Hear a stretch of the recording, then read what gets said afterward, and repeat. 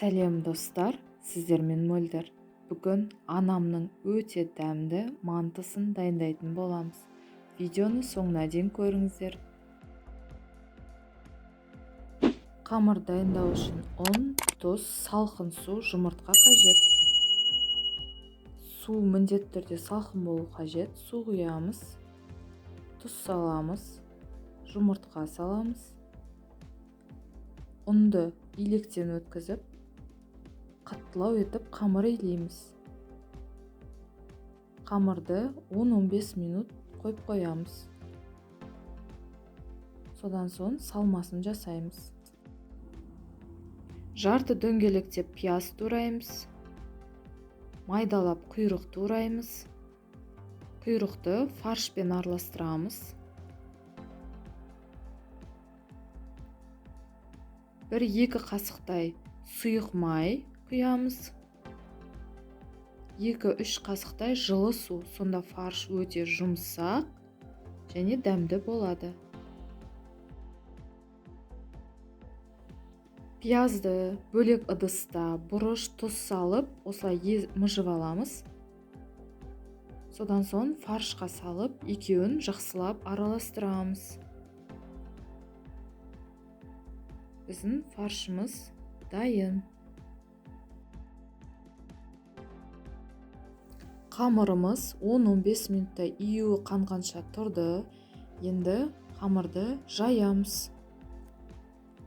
Мантының қамыры қатты қалың емес, қатты жұқа емес болу керек.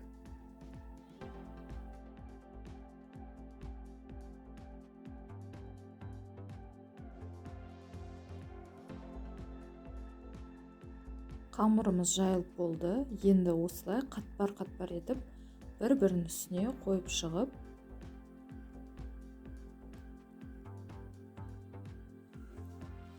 шамамен осындай арақашықтықта кесіп шығамыз. Кесілген бөліктерді ашып, қайтадан жайып, бір-бірінің үстіне қоямыз.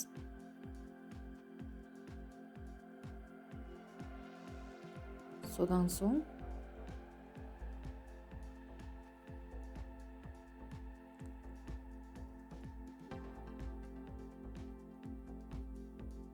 бұл бөліктерді де кесіп шығамыз. Тік төртбұрыш етіп. Салмасын саламыз. Мантыларымызды видеодағыдай түйіп шығамыз.